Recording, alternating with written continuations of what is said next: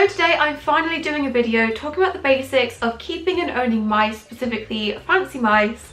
And I've been hesitant to make this video because the last thing I want is for someone to watch just this video and think, yep, good to go, I'll get mice just from watching this one video, because there are so many more aspects to owning mice that I can't include or I might forget to include. So please go and do further research after watching this. Don't just rely on this one video, because I do have many more videos on my channel. That is a starting point, but there is so much more research you could do before getting mice, so just a disclaimer. But I will do this in categories, so if there's one thing in particular you're interested in learning about, you can use the timestamps in the description and skip to that part of the video. So the first thing, and arguably the most important thing, is that mice are social animals. So in the wild, mice would live in large social family groups with a male, a few females, and all of their offspring, and a mouse that is denied this and doesn't have access to social company can get quite depressed. So this can be quite tricky to replicate in captivity, because intact male mice are usually quite aggressive towards other intact males, and obviously you can't house unneutered males with females because you're going to end up with a lot of babies and be quickly overrun with them. Even male siblings that have been together since birth, although there is a higher chance of them getting along, there is always that risk of them fighting and killing each other, and if you're not there to intervene and separate them, this can be fatal. So you have a few options when it comes to housing mice together. You can either have a group of females, a mixed group of females and neutered males, or a group of neutered males. Now, I appreciate not everyone has access to being able to neuter a mouse, and that's why some people do house males alone, but it is becoming a lot more readily available, and it can greatly improve their quality of life to live socially as they're supposed to. Some people who don't have access to neutering male mice will choose to house them with female African soft-red rats, just because they can't interbreed with each other, but same species company is always preferred. Regardless of which combination you go for, I always recommend having 3 mice minimum, just because the social dynamics of a pair can be quite strained and lead to fighting, and if one does suddenly pass away, that is going to leave you with a lone mouse, and we really want to try to avoid that. But if you are in a situation where one of your mice does pass away and you are left with a single mouse, you have to keep adding to the group just to keep the social company going. And if you're not sure how to do this, I do have a few videos on my channel of how I introduce my mice, just in case you're not sure. And if you are left with a single mouse and you have no intentions of continuing to own mice, that is fine, but you will have to rehome that last mouse to someone else that has a group of mice, just to ensure they still have social company. So moving on to health, mice unfortunately are very prone to various different health issues, so please consider this before choosing to get them. Mice, just like any pet, can and do require vet treatment, so if you can't provide this or don't think that mice deserve this, don't get mice. So I do have a video on my channel going into more detail about some of the most common health issues in rats and also in mice. I'll put that in the iCards and the description, but just to list a few, mice can commonly suffer from things like respiratory infections, tumours, torpor, skin issues, eye issues. You'll probably come across at least one of these in your time of owning mice. So just to give you one example, I had a mouse a few years ago who had various different skin issues, and that turned into her being a chronic scratcher, and that required various different vet visits, so the cost of that got up into the hundreds. As well as being costly, sometimes these health issues can be quite upsetting to deal with. Mice already don't get a very long lifespan. On average, if you're lucky, it's about 2 years, and a lot of these health issues can really shorten that. Mice from places like pet stores or feeder mice are not being selectively bred to avoid these issues, and that may mean they pop up more often and you get less time with them. Which brings me on to my next point: where should you get mice? There are three main options: pet stores, breeders, or adoption. So I won't go too much into detail about it in this video, but I really don't recommend buying mice, or any animal for that matter, from a pet store, just because in the majority of cases they will have been mass bred in rodent mills, in cramped conditions with no enrichment and no thought towards their temperament and their health. You may feel as though by purchasing that mouse you are rescuing or saving them from those conditions. Unfortunately, you are just funding the industry to put more mice in exactly the same place and keeping the parents of your mice being bred over and over again until they ultimately pass away. Ethical breeders are another option. They can be quite hard to come by, but you tend to get a healthier and friendlier animal because they will have handled them from birth and they will be selectively breeding them to have better health. Not all breeders out there will be good or align with your ethics, so please ask plenty of questions before buying your mice. Then of course there are many mice out there for adoption, whether it's in rescue centres or people just giving them up for adoption on selling sites. If you can provide them a good home, that is a really good thing. So moving on to housing. Housing is one of those topics where there's such a range of contradicting information out there. Unfortunately, due to mice commonly being kept as lab animals or bred as feeders, they are kept in smaller enclosures to keep the cost down, and this has led to smaller standards being recommended, things like 5-gallon tanks or critter trails. This isn't okay. Mice are very active animals, especially when you've got a group of them all running around and you're having to give them multiple wheels, multiple hides, enrichment. You just can't fit that in a tiny enclosure. It just makes no sense for mice to have smaller recommended standards than hamsters, when arguably they're a lot more active and you're keeping more of them in the same size space. So according to current UK standards, I don't recommend anything smaller than about 80 by 50 centimetres on the base, or a 40-gallon equivalent tank for a small group of mice. Of course, if you have a bigger group of mice of 6, 7, 8 mice, you will need a bigger enclosure the more mice you have. So you can either use a wire bar cage of this size, just make sure the bar spacing is smaller than about 0.9 centimetres, or even smaller for younger mice. You can have a bin cage, a tank, or a DIY enclosure like mine. I do have multiple videos on my channel showing my cage and how I set it up, which I'll put in the iCards and the description. I do also have a video recommending mouse enclosures that is a bit old and outdated. Some of those are below the recommended minimum, so just watch that video loosely and use it to get ideas.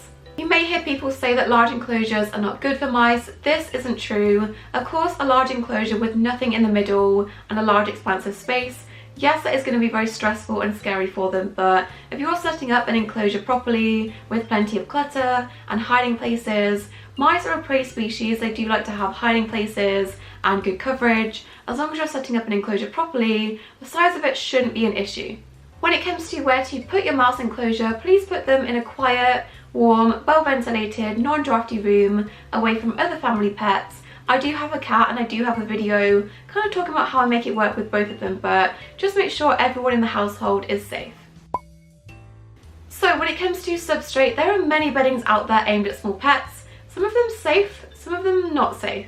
Mice are very prone to respiratory infections, and dusty beddings can cause them to sneeze and have trouble breathing. Some mice will be a lot more sensitive than others. It's about finding the right bedding for you and your mice. I do have a video on my channel again, which I'll put in the iCards and the description, going into more detail about safe beddings for rats and mice, but generally you want to find a bedding that's been dust extracted. So you want to pick a bedding for the main part of the cage that is really absorbent. If you're wanting to use wood shavings, most wood shavings in pet stores that are pine or cedar are not safe unless they've been kiln dried. If you want to be extra safe and just avoid any of these completely, you can also use things like aspen or hemp shavings instead. It's not always possible with barred cages that have very shallow bases, but mice should be given a deep layer of substrate, both for odour control and also to express their natural behaviours like digging and foraging. I try to give mine at least 6 inches of bedding. Because of this, fleece is not a suitable bedding for mice. They can't express their natural behaviours and it's not good for odour control. As well as the main bedding, you also want to give them softer bedding in their sleeping areas, things like shredded tissue, Katie Clean and Cozy, or even just extracted hay. Also avoid anything scented, things like lavender Carefresh, lavender shavings. These are not going to be good for their respiratory systems. When it comes to exercise, mice are very active animals and should be given opportunities to get this energy out. So a large enclosure is the main thing with running and climbing opportunities, but mice should also be given a suitable wheel or multiple wheels if you have a larger group of mice. So for 2 to 3 mice, you might be able to get away with just 1 wheel, but if you see them fighting or you've got a group larger than 3, you may need 2 or more wheels. All wheels should be solid, no wire or mesh wheels that their feet and tails can get stuck in.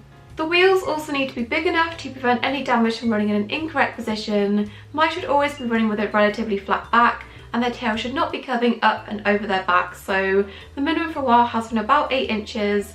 Most people now are going 10 inches plus, and especially for larger show mice, these will need bigger wheels. Depending on if your mice enjoy it, you can also give them exercise outside of the cage, whether it's running around on your lap or your desk or on a designated playpen, some mice will enjoy this and it's a good form of exercise for them.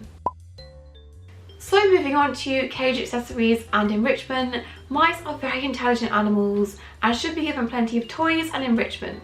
This does not have to be expensive, it can be anything from a toilet roll tube and old cardboard boxes, all the way up to specifically designed toys for mice.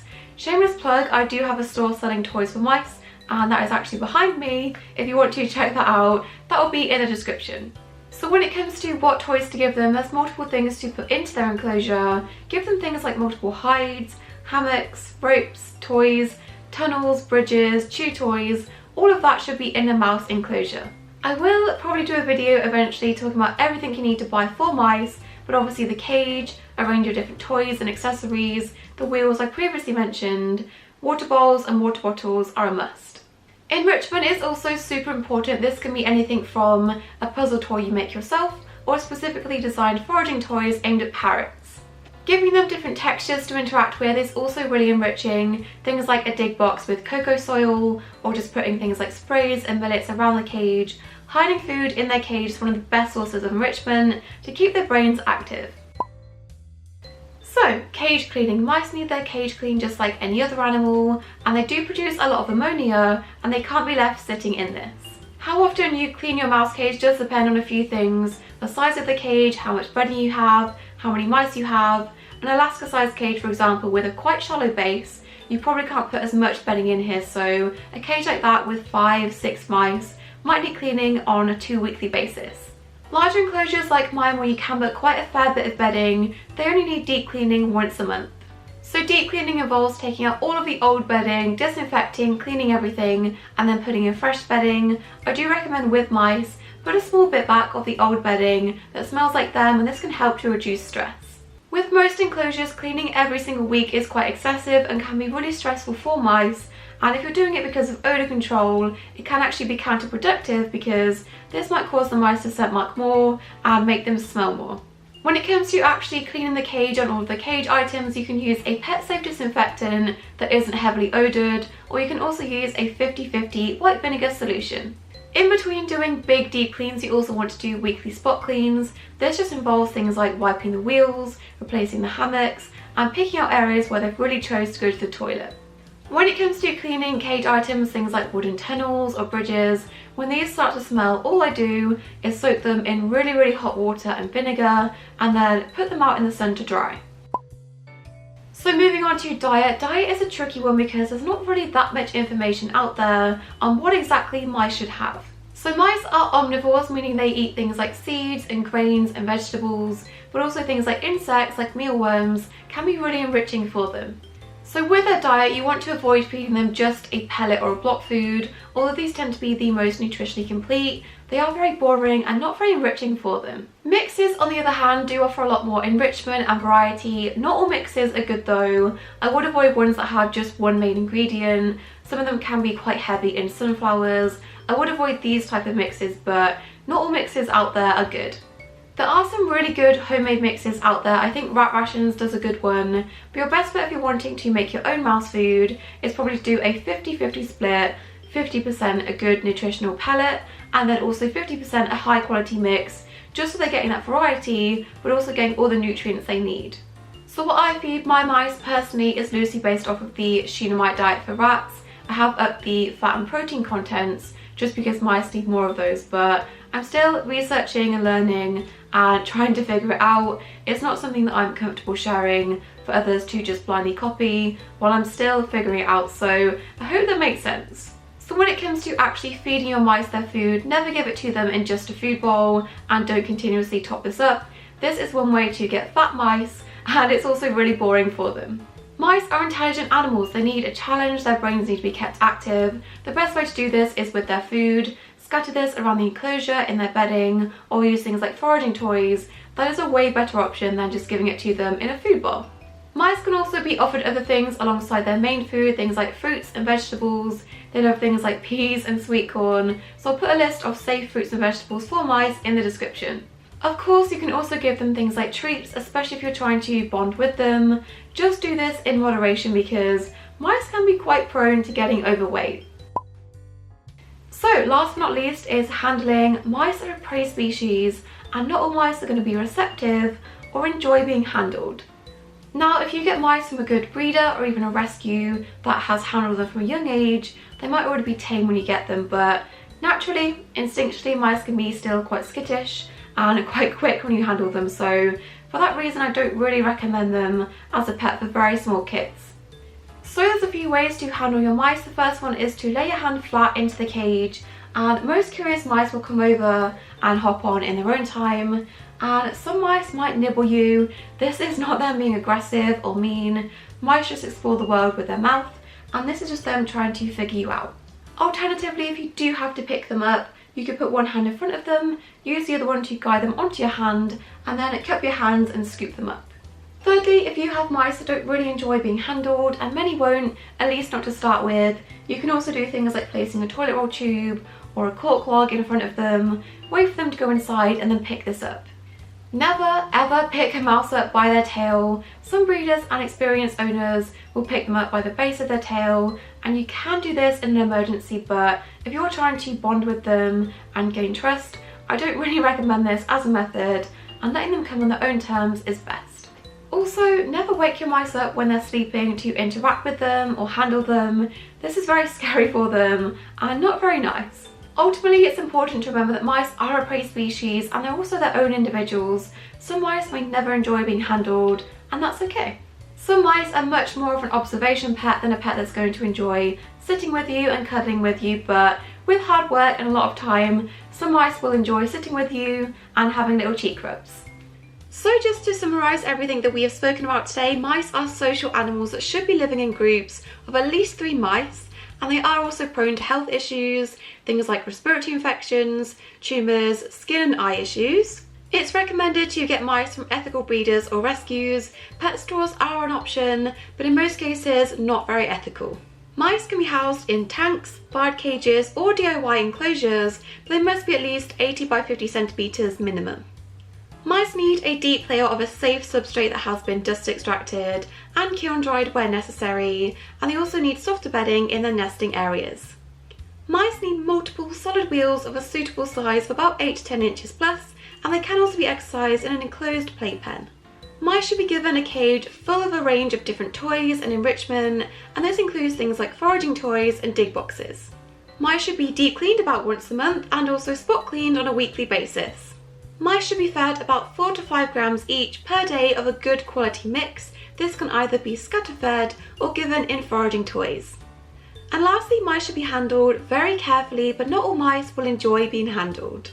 But that is everything that I could think to include in this video. I'm exhausted. This is probably the longest video that I filmed all in one go, and I have probably forgot something, so please check out my other mouse care videos in my mouse care playlist, and if there's anything that I've not included and you're wanting to know, let me know in the comments and I will try my best to get back to you.